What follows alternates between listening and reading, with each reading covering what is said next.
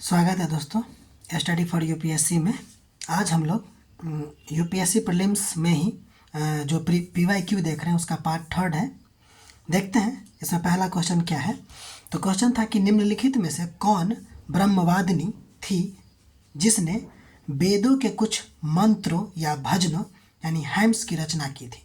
Option था आपको लोपामुद्रा, गार्गी, लीलावती और सावित्री। तो इसमें आंसर हो जाएगा आपको लोपामुद्रा। ठीक है, तो यहाँ से एक टॉपिक निकल के आती है कि वैदिक काल में महिलाओं की स्थिति के बारे में बात करते हैं। ठीक है, तो परवर्ती काल की तुलना में यानी कि बाद के काल की तुलना में ऋग्वैदिक काल में महिलाओं की स्थिति अच्छी थी। ठीक है, पुत्रियों के जन्म को हतोत्साहित नहीं किया जाता था। यानी कि अगर हम बात करें अदर काल की तुलना में तो ऋग्वैदिक काल में महिलाओं की स्थिति कैसी थी, तो तुलनात्मक रूप से अच्छी थी। पुत्री के जन्म को मतलब कि हतोत्साहित नहीं किया जाता था। ठीक है, लड़कियों का जो विवाह था वो प्रायः 16 से 17 वर्ष की उम्र में होती थी। लड़कियों का यानी कि महिलाओं का उपनयन संस्कार भी होता था। इसके साथ साथ उन्हें शिक्षा का भी अधिकार था। ठीक है, यहाँ तक कि कुछ ऋग्वैदिक कालीन महिलाओं ने ऋग्वेद के सूक्तों की भी रचना की है। ठीक है, कुछ महिलाओं को ऋषि का पद भी प्राप्त हुआ है। इस काल की अगर हम विदुषी महिला की बात करें यानी कि विद्वान महिला की बात करें तो लोपामुद्रा हो गई, घोषा हो गई, अपाला हो गई, विश्वरा हो गई आदि ये सब नाम आते हैं। इसी के साथ साथ महिला जो है रथ दौड़ और युद्ध में भी हिस्सा लेती थी। सौ की एक बात कि ऋग्वैदिक काल की अगर हम बात करें तो तुलनात्मक रूप से महिलाओं की स्थिति अच्छी थी। अच्छी इस प्रकार से थी कि वो उपनयन संस्कार में भाग ले सकते थे, शिक्षा का अधिकार उनको था, मंत्रों की रचना कर सकती थी। ठीक है, उनका जो विवाह होता था वो 16 से 17 साल की उम्र में होता था। वो रथ दौड़ में भाग ले सकते थे, युद्ध में भी हिस्सा लेती थी। ठीक है, यहाँ तक कि कुछ महिलाओं को ऋषि पद भी प्राप्त हुआ है। ठीक है, ये सब बात हम ध्यान में रखेंगे। परंतु यहाँ गौर कीजिएगा कि महिलाओं की अच्छी स्थिति का अर्थ पुरुष महिला समानता से नहीं लगाया जा सकता है। अच्छी स्थिति थी लेकिन महिला और पुरुष में समानता नहीं थी। जैसे ऋग्वेद में कहा गया है कि वीर पुत्रों की कामना की बात की गई है। ऋग्वेद में वीर पुत्रों की कामना की बात की गई है। और साथ ही साथ अगर हम बात करें तो ऋग्वेद में मुश्किल से 12 से 15 सूक्त जो है वो महिलाओं के द्वारा रचित है। ठीक है, और एक और महत्वपूर्ण बात यह है कि किसी महिलाओं को पुरोहित का पद नहीं मिला है। ठीक है, तो कहने का ये मतलब है कि अगर हम ऋग्वैदिक काल की बात करें तो अपने परवर्ती काल की तुलना में महिलाओं की स्थिति अच्छी थी, लेकिन हम समानता के यानी कि पुरुष और महिला के समानता की बात नहीं कर सकते हैं क्योंकि बहुत हद तक उसमें कमियां भी थी। अगर हम उत्तर वैदिक काल की बात करें तो इस काल तक आते आते वर्ण व्यवस्था में आपको परिवर्तन होने लगी, जिससे महिलाओं की दशा में भी क्या हुआ कि परिवर्तन हुआ। ठीक है, महिलाओं की जो स्थिति है यानी कि सामाजिक दशा जो है उसमें आपको गिरावट हुई। ठीक है, यद्यपि अगर हम बात करें उत्तर वैदिक काल में भी तो गिरावट तुलनात्मक रूप से ही थी। एक ग्रंथ ऐत्रेय ब्राह्मण की बात करते हैं जिसमें पुत्र को परिवार का रक्षक तो पुत्री को परिवार का दुख का कारण बताया गया है। उसी प्रकार पहले महिला जो है सभा समिति में भाग ले सकती थी, लेकिन अब उनको सभाओं में प्रवेश होने से वर्जित कर दिया गया। ठीक है, तो यहाँ से एक तुलनात्मक रूप से उत्तर वैदिक और ऋग्वैदिक काल के महिलाओं को लेकर स्थिति को लेकर पीटी में या फिर मेंस में क्वेश्चन बन सकती है। ठीक है, अभी जब हम क्वेश्चन देख रहे थे तो उसमें एक टर्म आया था जिसका नाम है ब्रह्मवादिनी। अब देखते हैं ब्रह्मवादिनी क्या होती है। तो वे महिलाएं जो जीवन पर्यंत वेद अध्ययन करती है यानी कि जीवन भर वो जो है वेद का अध्ययन करती रहती है, वो ब्रह्मवादिनी कहलाती है। और एक है आपको सदोवधु। तो वे महिलाएं जो विवाह तक शिक्षा प्राप्त करती थी उसको सदोवधू कहा जाता था। ठीक है, तो अगर ये टर्म एग्जाम में आए तो इसको ध्यान रखिएगा। ठीक है, उसमें एक ऑप्शन में गार्गी के बारे में भी चर्चा हुआ है, तो ध्यान से देख लीजिए कि गार्गी और याज्ञवल्क्य एक संवाद हुआ था जिसका आपको बृहदारण्यक उपनिषद में इसकी चर्चा मिलती है। और लीलावती भी एक महिला का चर्चा हुआ है, तो भास्कराचार्य की पुत्री थी लीलावती, और इन्हीं के नाम पर भास्कराचार्य ने एक पुस्तक भी लिखा है मैथमेटिक्स का, जो लीलावती नाम से ही है।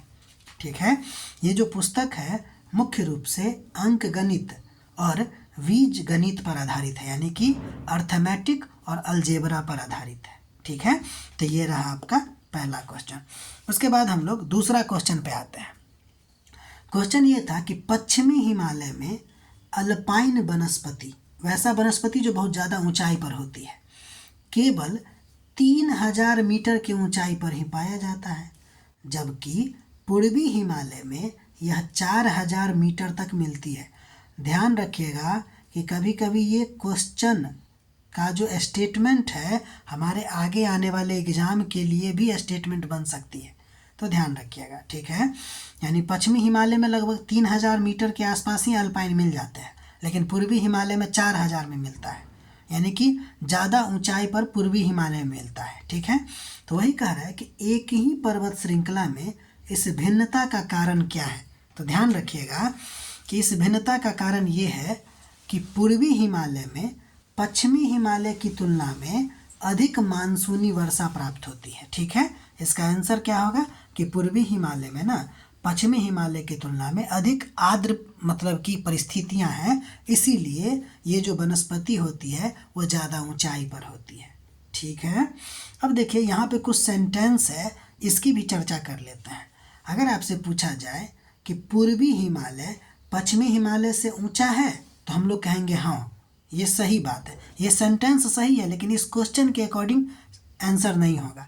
इस क्वेश्चन के अकॉर्डिंग आंसर सी होगा। ठीक है, अब आगे देखिए, पूर्वी हिमालय पश्चिमी हिमालय की तुलना में भूमध्य रेखा और समुद्र तट से अधिक नज़दीक है, तो ये बात भी याद रखेंगे कि पूर्वी हिमालय जो है पश्चिमी हिमालय की अपेक्षा भूमध्य रेखा और समुद्र तट से अधिक नज़दीक है। अगर बात कीजिएगा कि पूर्वी हिमालय की बात करते हैं, तो इसका जो देशांतर है वो मतलब इसका जो अक्षांश है वह 26 से 29 डिग्री के बीच है, जबकि वेस्ट का यानी कि पश्चिमी हिमालय का जो है 31 से 36 डिग्री नॉर्थ है। इसका मतलब है कि नज़दीक कौन हुआ, पूर्वी हिमालय ही हुआ।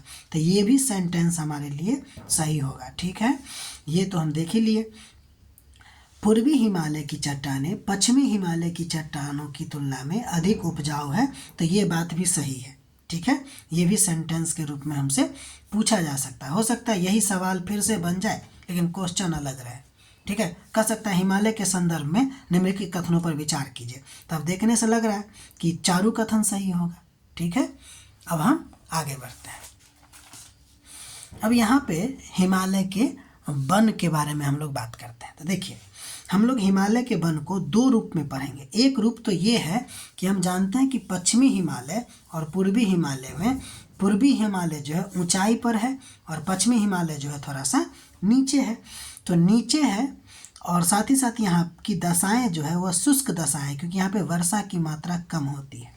ठीक है, इसलिए यहाँ पर जो वनस्पतियाँ होती है वो कैसी वनस्पतियाँ पाई जाती है, तो उष्ण झाड़ीनुमा वनस्पतियाँ। तो पूछा जा सकता है कि हिमालयी वन में पश्चिमी हिमालय में किस प्रकार की वनस्पतियाँ होगी, तो उष्ण झाड़ीनुमा वनस्पति। जबकि अभी हम लोग पढ़े हैं कि पूर्वी हिमालय में आर्द्र दशाएं हैं, इसलिए यहाँ पे उष्ण मानसूनी वन पाया जाएगा। कहें तो पतझड़ या सदाबहार वन। ठीक है, ये दोनों का मिला जुला रूप हमको देखने को मिलेगा। तो एक तो इस तरीक़ा से देखिएगा, और दूसरा जैसे जैसे आपको ऊंचाई बढ़ती है, जलवायु कटिबंध के आधार पर भी हमको वन को देखना चाहिए हिमालय में। जैसे सबसे नीचे आपको उष्ण जलवायु होगी, उसके ऊपर उपोष्ण, उसके ऊपर शीतोष्ण, और सबसे ऊपर क्या हो जाएगा, शीत होगा जाएगी, क्योंकि जैसे जैसे ऊंचाई बढ़ती है ठंडा जो है वो बढ़ता चला जाता है। तो अगर हम हिमालय में बात करें नीचे से ऊपर की तरफ, तो किस प्रकार का वन पाया जाएगा? तो ध्यान दीजिएगा कि नीचे उष्ण जलवायु होने के कारण मानसूनी वन होगा, उससे ऊपर चीड़ वन होंगे, उससे ऊपर देवदार का वन होगा, और उससे ऊपर जो होगा वह अल्पाइन का वन होगा। ठीक है, तो ये सबसे ऊंचा वाला क्षेत्र में पाए जाने वाले वन होंगे। ठीक है, और सबसे ऊपर जो होगा वह हिमयुक्त होगा, क्योंकि ये पूरा का पूरा बर्फ ही इस पे जमा हुआ होगा। ठीक है, अगर हम बात करें कि अल्पाइन वन कहाँ से शुरू होती है, तो अल्पाइन वन की अगर बात करें, अगर स्टेटमेंट में दे दिया जाए कि ट्री लाइन के ऊपर अल्पाइन वन पाया जाता है, तो यह सही है, क्योंकि अल्पाइन वन में ना पेड़ नहीं पाए जाते हैं, छोटे छोटे क्या पाए जाते हैं, तो सर्ब और ड्वार्फ प्लैनेट यानी कि छोटा छोटा पेड़ पौधा पाया जाता है। इसके अलावा ग्रास और हर्ब भी पाए जाते हैं अल्पाइन में। इसके अलावा लाइकेन और मॉसेज भी पाया जाता है। ठीक है, तो ये आपको अल्पाइन वन में पूछा जाएगा कि क्या क्या पाया जाता है, तो ये आप आंसर ध्यान रखिएगा। ठीक है, तो ये रहा हिमालय वन से रिलेटेड और भी कुछ एक्स्ट्रा बातें। अब हम आगे बढ़ते हैं, अगला क्वेश्चन पे बात करते हैं। बहुत सिंपल क्वेश्चन था, इसको मैचिंग करना था। ठीक है, डेट के अनुसार से, जैसे विक्रम संवत, शक संवत, गुप्त संवत और कली संवत। तो ध्यान दीजिएगा, विक्रम संवत की शुरुआत जो है वह 58 BC माना जाता है, जबकि शक संवत की जो शुरुआत है वह आपको 78 BC माना जाता है। गुप्त संवत की शुरुआत जो है वह आपको माना जाता है 320 AD, और कली संवत की जो शुरुआत है वह 3102 BC माना जाता है। ये आप लोग ध्यान में रखिएगा। ठीक है, इसमें एक एक्स्ट्रा बात हम ये ऐड किए हैं कि अगर कभी इस सब के बारे में पूछा जाए कि जो विक्रम संवत है, शक संवत है, गुप्त संवत है और कली संवत है, उसमें कैलेंडर किस प्रकार का है, यानी कि ये चंद्रमा पर आधारित है या सूर्य पर आधारित है। तो ध्यान दीजिएगा, अभी जो भी हम पढ़े हैं उसमें से शक संवत ही सिर्फ सोलर टाइप का सोलर कैलेंडर है, बाकी विक्रम, गुप्त और कली ये सब के सब आपको लूनी सोलर है, यानी कि ये चंद्रमा पर भी डिपेंड है और सूर्य पर भी डिपेंड है। सिर्फ शक संवत ही ऐसा है जो आपको सोलर कैलेंडर है। अगर मान लीजिए कि कभी ये आपको क्वेश्चन पूछ दिया जाए कि शक संवत और विक्रम संवत में मेन अंतर क्या है, तो हम कहेंगे शक संवत जो है वह सोलर टाइप का कैलेंडर है, जबकि विक्रम संवत जो है वह यूनी सोलर कैलेंडर है। ठीक है, यहाँ तक हम लोगों ने पार्ट 3 देखा। ऐसे ही आपको पार्ट 4 पार्ट 5 रोज़ डेली आता जाएगा। आप लोग को अगर अच्छा लगता है तो लाइक कीजिए, कमेंट कीजिए, सब्सक्राइब कीजिए। ठीक है, बाकी आप लोग अपना ध्यान भी रखिएगा। सबसे इम्पोर्टेंट बात, पढ़ते रहिएगा। कोई अगर दिक्कत हो तो आप लोग कमेंट में पूछ सकते हैं। ठीक है, आपका मतलब एक बात हम ये बताना चाहते हैं कि यहाँ पे आपको पूरे सब्जेक्ट की तैयारी, वो भी ऑथेंटिक एकदम बहुत बढ़िया से, और जब ख़त्म हो जाएगी ना तो हम लोग अकॉर्डिंग टू सिलेबस मैच भी करेंगे। ठीक है ना, कि हम लोग ये टॉपिक पढ़े कि नहीं, वो टॉपिक पढ़े कि नहीं, बस आप लोग का साथ चाहिए। ठीक है, तब तक के लिए अपना ख्याल रखिए। मिलते हैं फिर अगले लेक्चर में। Thank you.